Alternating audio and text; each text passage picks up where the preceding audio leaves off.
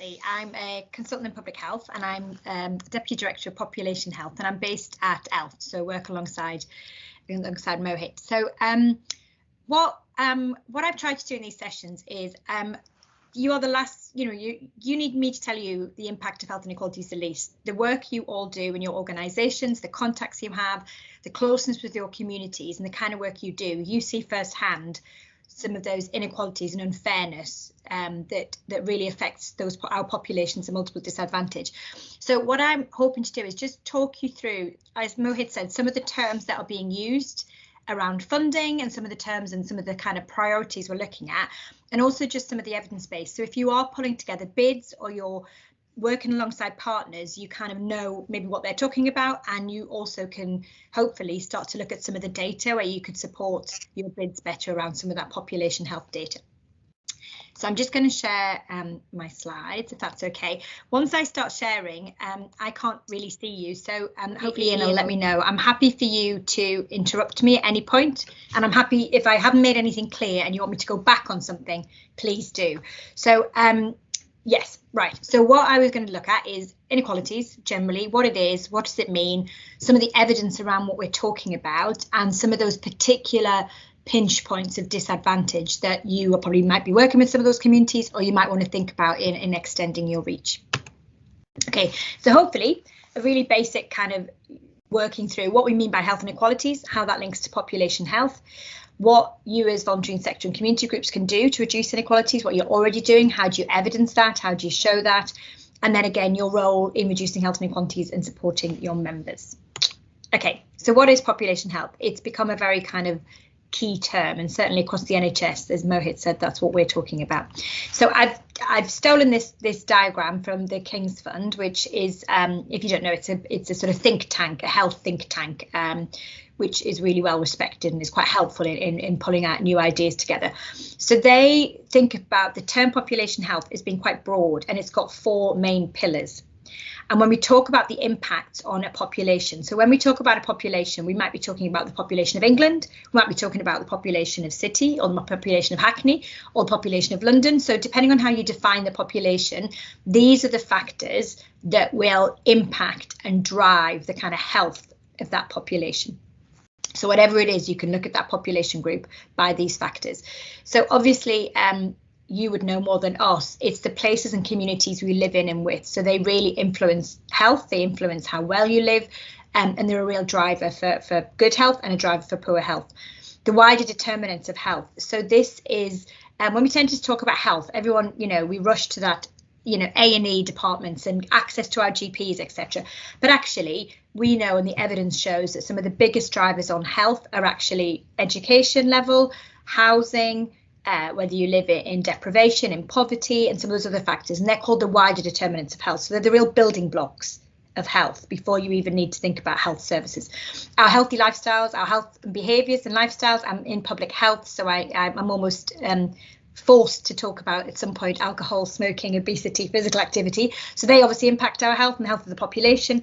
And then an integrated health and care system. So where, when needed, do those support systems kick in? And it's particularly noted that it's a health and care system there. So it's the role of care and caring in our community, as well as, like we say, access to kind of maybe more high-tech health systems. So these factors drive the health of our population. So when we talk about inequalities in health and health outcomes, we're starting to talk about, if that population group, so Hackney, London, wherever, what are the differences within and between the populations in that group, and what's the impact on their health? So health inequalities in particular, here we're talking about avoidable, unfair and systematic differences in health between the different groups of people. So it's not anywhere you're going to have a difference in health outcomes, aren't you? And age is a good one. So if we think about, as we get older, we are much more at risk of certain conditions and diseases. We can't change getting older, so that it's not avoidable. Whereas we know, when we look at other impacts of health, they are avoidable, they're unfair and they're systematic. So I sit on, some of you may be on it actually, I sit on Hackney's health inequalities group, and they, in terms of talking about health inequalities, they talk about unfairness. And it is around the unfairness around different health outcomes for that population group. So when we look at how do we measure those inequalities, what factors do we in public health look at that starts to explain that population health? So we're looking at mortality rates, which means death rates. So, you know, which groups of people die in bigger numbers than other groups. So look at the mortality rates of an area. We look at life expectancy, which is how long the average person in say Hackney would be expected to live. So, you know, the average age of death in Hackney for everybody, so lumping them all together. And then disease prevalence. So, you know, in Hackney or in London, what's the prevalence? What's the kind of number of people we'd expect to get, or the number of people who have, say, cancer or heart disease? So you start to measure those health outcomes by those different factors. So death rates, how long you're expected to live, and different disease prevalence, how much of that disease is in the population. Healthcare quality and access, so availability of specific treatments. Can you get that treatment locally? Is it accessible? Immediate risk factors, smoking, diet, alcohol use, and then other factors, so deprivation, pollution, housing, etc. So they're the things we use to measure population health, and the inequalities you get against some of those factors.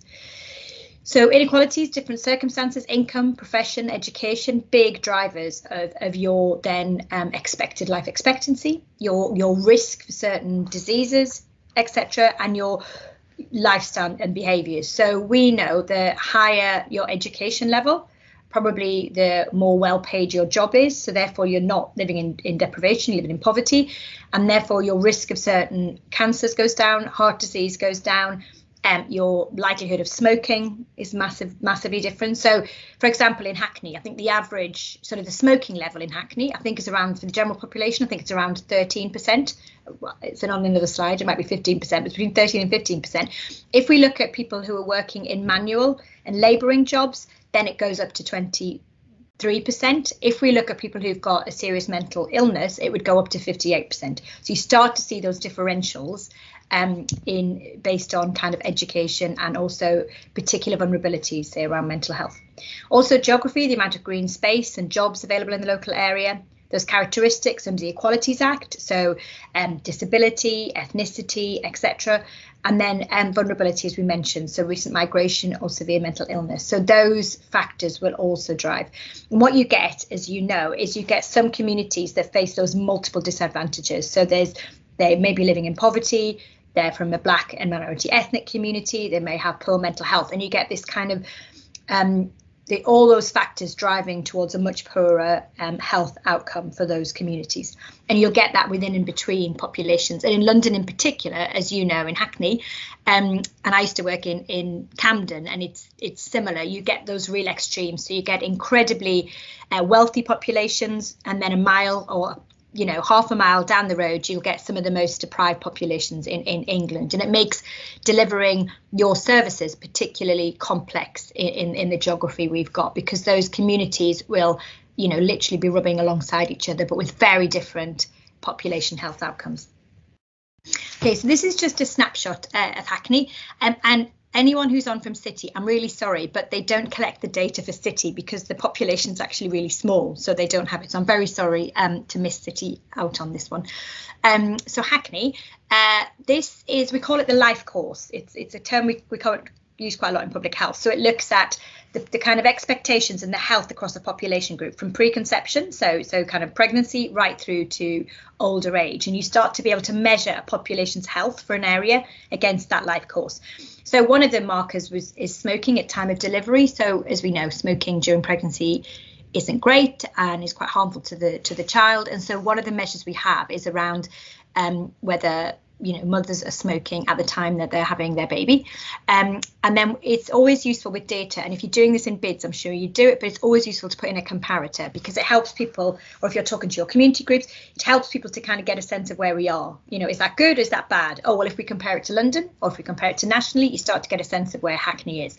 So nearly 3.5% of mothers in Hackney are smoking, but that's the England average of 10. So lower smoking rates at delivery, which is good, which is a more positive health outcome. Children living in poverty. So 21% of children in Hackney are living in poverty, compared to a London average of 17 and an England average of 18%. So more children in Hackney are growing up in poverty compared to London, and then again compared to England. Again, as you know, with Hackney, there's areas of high deprivation and areas of affluence. So the poverty will be, children living in poverty will be in certain communities and certain areas in Hackney, and it's not spread evenly across the whole of the borough as you'd expect. So childhood obesity. So you may know this, but there's a national programme that measures children in our primary schools. So all the children in year 2 in primary schools, that's kind of age 6 or 7, are measured. And then they're measured again as they leave primary school, which is year 6, so age 11 to 12. Now, obesity is interesting. So we are in public health very concerned about the rates of overweight and obesity in our populations. We are following America, unfortunately, in terms of obesity rates, and it's a real public health issue. It impacts your risk of disease, so heart disease, diabetes, etc. Non-alcoholic fatty liver disease in particular, rates are really high now in this condition, which used to be quite low 20 odd years ago. And also for children, children are kind of getting obese younger, and there's issues there around their health and also just around bullying and self-image, etc. So it's a real public health issue across the life course.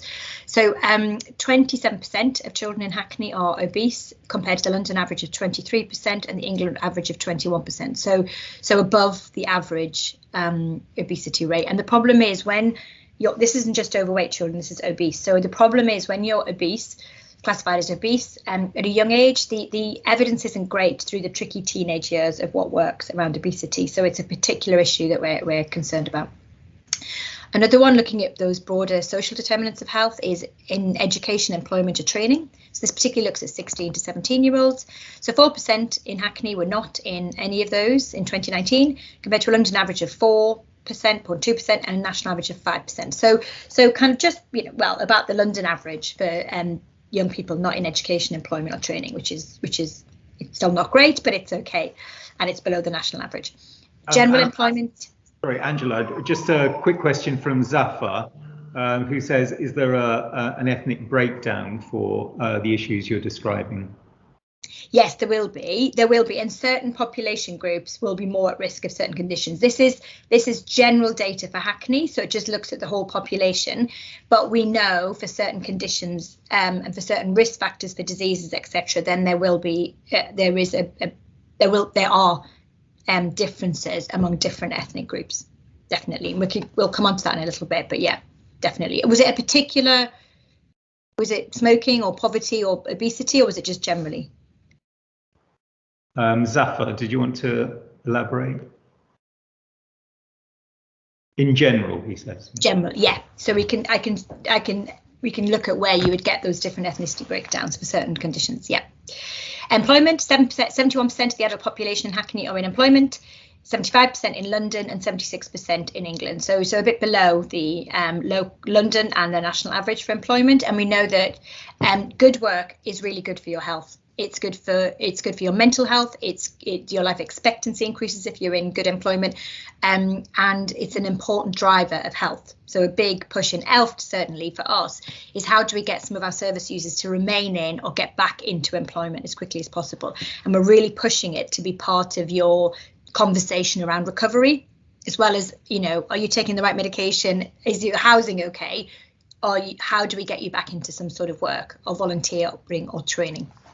Homelessness, we don't need to tell you how big an impact that is, and the life expectancy for homelessness is 35 years lower than the general public. For people with a serious mental ill health, the life expectancy is 20 years difference. So again, you see those differences between different groups and the more marginalised and the more deprived communities.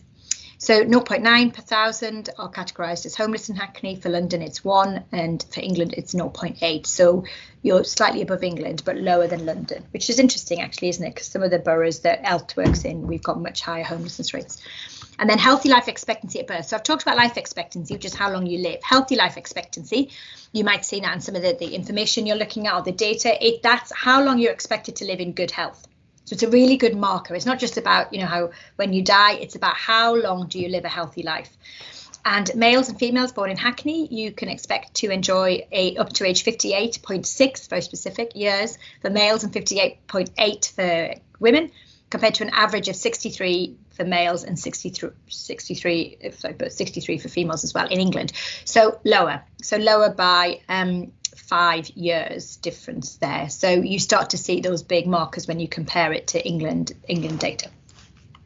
Just quickly, I'm from ELF, so we're particularly looking at mental health, although we obviously run lots of other services. But I think in particular, it's interesting to look at those inequalities differences around whether you have a severe mental ill health and compared to the general population.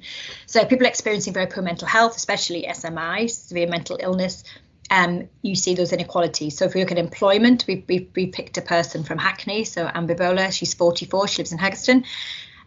She struggled to find work locally, and there is a 68% gap in the employment rate between people who have an SMI and the overall employment rate. So though your employment rate in Hackney is quite good, again, you see that big differential when you start to look at different population groups. Housing, only 42% of people who are in contact with secondary mental health services in Hackney are in stable and appropriate accommodation, compared to 61% in the region and 57% for England. So there's one thing being homeless, but there's another thing being in really poor housing.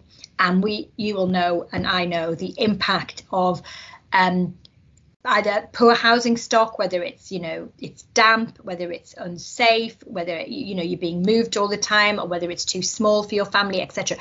The physical health, so if you've got living in damp accommodation, we know it really exacerbates asthma and other respiratory conditions, but also the mental health and the stress of living somewhere that's just not fit for purpose for you and your family is huge.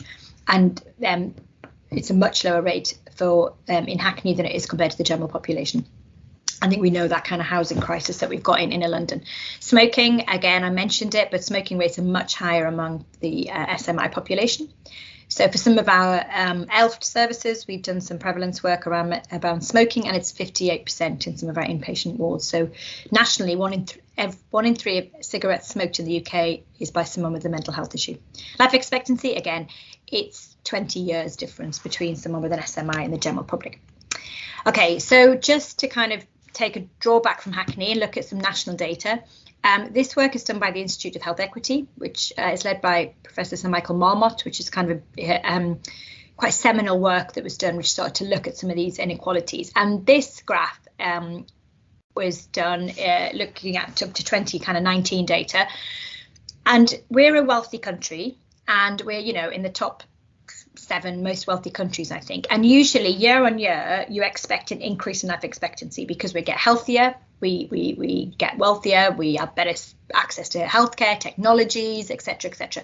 And for the first time, if you look at the left and there's a bright green sort of bar that goes below zero, below the zero line, that's for females in the most deprived communities in England. And it's for the first time their life expectancy is going down. And there's some more recent data that's come out that's starting to show that in some of the parts of the north of England, we are seeing a decrease in life expectancy, not a year-on-year increase. So again, as I say, you start to look at you can look at your geographical areas. If you look at the north of England compared to the south, you see some of those big differences.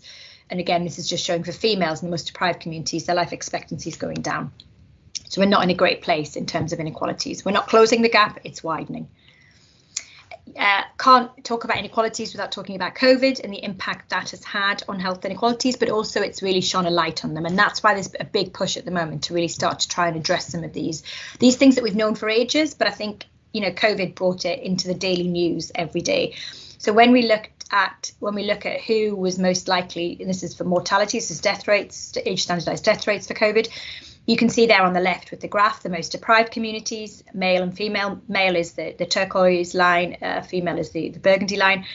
The most deprived communities, much higher death rates, and more higher death rates among males than females. We also know that living in deprived communities increased your risk if you had underlying comorbidities, so diabetes, heart disease, also obesity played a factor as well. And whether you were from a Black or South Asian ethnicity, you are much more likely to have a higher risk of death in COVID. And then the indirect impact is the impact it necessarily had on your health, but on your life. So we know around increased employment or people in unstable employment, maybe lost jobs, etc., etc. So we know they affected more people from BAME communities, women, young people, vulnerable adults, and low-income households, people with disability. So again, you saw COVID highlighting all of those inequalities that we know exist between our communities. Very quickly, this is just looking at how do these inequalities play out in terms of access to care. This was a piece of work that we did looking at child and adolescent mental health services that we run in East London, but also we looked at North Central London, so Camden, Barnet, Haringey, Enfield, and all of the boroughs in East London as well. And we put it all together and looked at CAM services. And this is for inpatient, so it's a small group, and this is for children's inpatient mental health. And we saw there, if you start to look at our services, NHS services or any services, if you start to look at them by different categories, so we looked at ethnicity, we saw that there was a much higher rate of admissions for white females than would be expected based on the population mix. And it's not saying that's right or wrong, but it's starting to ask those questions about why would there be a much higher rate of admission for white females, and certainly compared to Asian females, much lower rates of admission. So that's access to services. But if we look at Mental Health Act detention, so if you're detained under the Mental Health Act as a child, then it was different. It was black males, so boys, young people, and those with a learning disability or autism. So you start to understand, and it's important that we, in the health service and care services, and you as VCSs, you start to look at the data of people accessing your services and their experience of those services, and we start to see some of those big differentials, and this one in particular is around ethnicity. And it's not saying there's something wrong with that, but it's going back to service providers, to patients, to carers, to service users to say, let's talk about that inequality and let's understand it and make sure it's not a form of disadvantage or unfairness. And you can have a think about, and with your community groups, some of those main causes of inequalities. And I'm sure some of the work you do, you'll have a particular expertise in some of those areas. So if we look at the causes of inequalities, just to kind of cover this, and this is a kind of classic, there's no public health lecture that usually doesn't have this slide in it. It's by Dahlgren and Whitehead, and it was done in the 1990s, but it's really useful to look at. So it kind of starts to say, you have your age, whether you're male or female, and there's some of those kind of constitutional factors, those risk factors you might be born with. Then it's around lifestyle factors, so your weight, your smoking, your alcohol, your physical activity levels, and then those social and community networks. And I really like that is kind of sort of front and center, because I think sometimes we dismiss the importance of feeling like you're connected, feeling like you're not isolated, feeling like you're part of a community, whether that's physically your neighborhood community, whether that's a faith group, whether it's a group you kind of do a hobby with, or some connection. They're so important to our health, our mental health and our physical health. Around that, we have our living and working conditions, whether we're employed, housing, we've talked about education, etc., and then the kind of political and socioeconomic conditions we live in. So we know the evidence shows that if you live in a more homogenous, so a more equal community, you have better health and you have better mental health. So you want to live among people at a similar level to you, and where you get those big differentials, so you've got multimillionaires and you're living there just about getting by, that impacts much more on your mental health and then on your physical health as well. So we know from some of those more equal populations, like in Scandinavia, etc., they have much better health outcomes and much better mental health outcomes. And England in particular has some of those biggest gaps between, as you might say, the haves and the have-nots. And living alongside that is really bad for our health. So I used to say when I worked in Camden, you don't want to be just about getting by and living in Hampstead, in one of the most affluent areas. It's much worse for your mental health to live there than to live in somewhere that's a bit more equal. These are some of the drivers of that health, as we talked about. So there's physiological, those kind of risks around blood pressure, cholesterol, blood sugar, etc., anxiety, depression. Again, behavioural factors, risky conditions, so poverty, low social status. We're talking about that kind of the gap between feeling like you're part of a community or not. Poor educational attainment, vulnerable housing, discrimination, etc. And then those psychosocial factors, which are really important, the social networks, isolation, etc.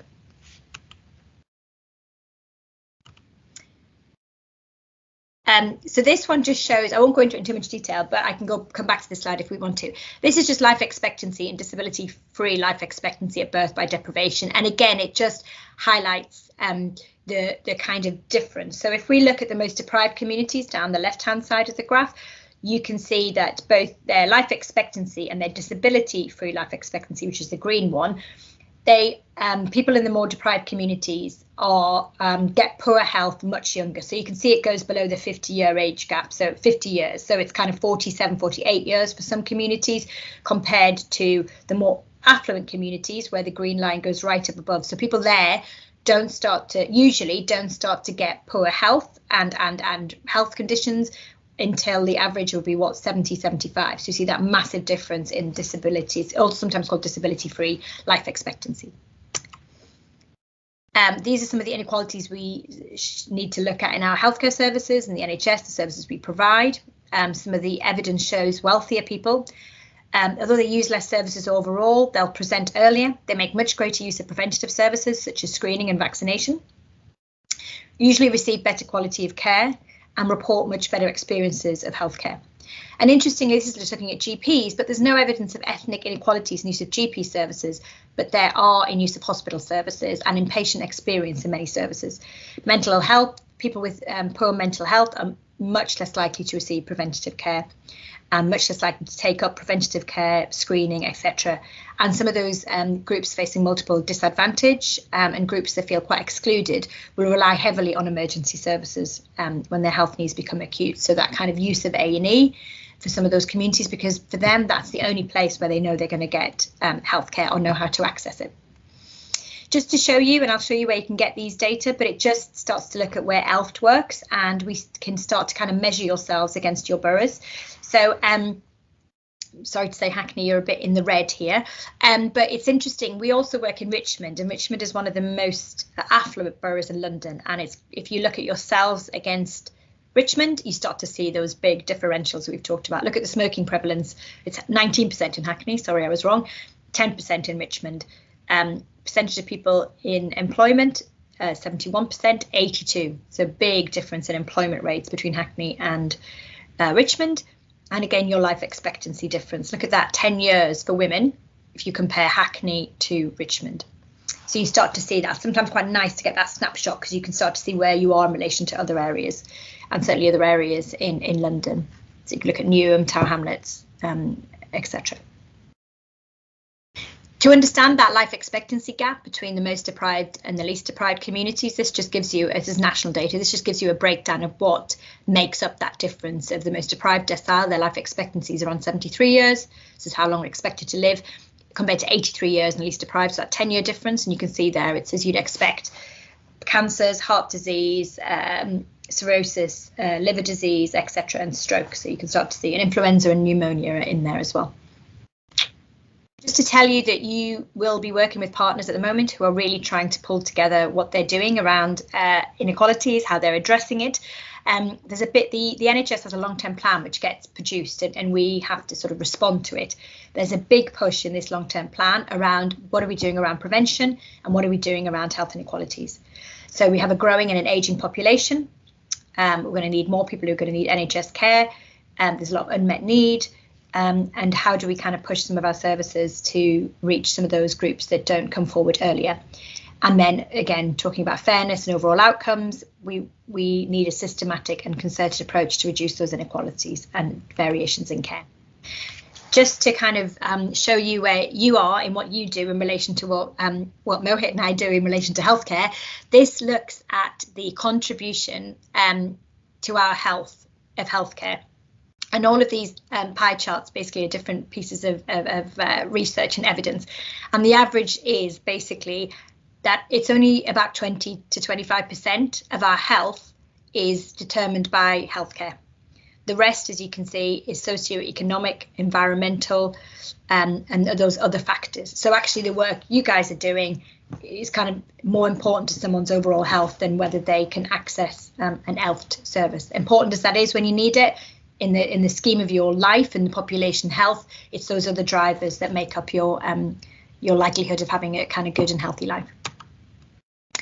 So this is just some evidence about what works and what makes the biggest difference. So obviously, you will, all of you probably work and get called by your GP to look at hypertension, heart disease, do all of those tests.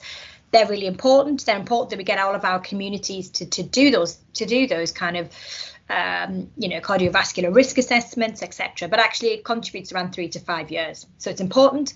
And early cancer screening is really important. I'm not saying it's not, but it contributes 3 to 5 years. Substantial impact is if we can really start to tackle tobacco use and the harm that alcohol, excessive alcohol use does. And again, I've talked about obesity management. And then the biggest impact is, we could be talking here in the 1900s, couldn't we? It's about reducing poverty. It's about improving our housing. And it's about skills and work. And that has a 12 to 15 year difference. So that just shows you where the biggest contribution can be made. I'll just mention here about Michael Marmot. We talked about the Institute of Health Equity, and he did a big review of health inequalities, and he came up with these 6 principles called the social determinants of health. So again, looking at that life course. So every child the best start in life, maximising capability and control over their lives, fair employment and good work for all, healthy standard of living, sustainable places and communities. So picking up on environmental issues there, and again, the role of impact and ill health prevention. So how do we go more upstream? How do we prevent some of these diseases? I'm pleased to say ELFT is working with the Institute of Health Equity. We're going to be one of the first NHS trusts to try and apply these principles to how we work as an organisation. And then we've just started to do some work, which I'm happy to share with you, with our service users and our staff around what can we do to tackle inequality. So this is looked at what the trust can do. What is a team? What is a clinical team? What can we do? How do we start to understand and address some of those differentials in experience of access to services, outcomes, and experience of our services? And then as an individual, what can we do? Because sometimes it seems so big, it's like, what can you actually do? But there are steps we can all take to really address health inequalities. The other thing I just wanted to say to you is you might be getting quite a bit of, you might hear quite a bit about being an anchor institution or an anchor organisation. I know Shirley's on the call and she's on our anchor steering group. But it's an American term, but it's about organisations that stay put in an area. So hospitals, health services, universities, libraries, the government, they sort of tend to stay in an area. Factories and buildings and businesses come and go. So starting to say, if you're rooted in an area, if you're anchored to that area, what else are you doing apart from just providing the services you're meant to provide? So what's your role in improving the local economy, improving the health and well-being of the local area? So are you employing locally? Are you reducing your carbon footprint locally so that you're making the air cleaner for the residents? Are you helping with training and delivery, and are you understanding like what the community is that you're working, what the population health of that community is? And as an organisation, what can you do? So if you're procuring goods, can you try and do that locally to support a local business that then employs local people, etc., etc. So it's thinking bigger than just for ELFT, are we providing excellent healthcare services? This is just a snapshot. All the data I've used today is from Public Health England. Well, most of it's from Public Health England fingertips. There's a link in the slides. You can go there, and if you search, you can look at local authority profiles, search Hackney, and you'll see loads of different data, either against other areas or just a snapshot for Hackney. So if you need to do something in your bidding or you just want to have a look at it for Hackney, have a good search on Public Health England fingertips. And there's further resources as well, and where we've got some of the data.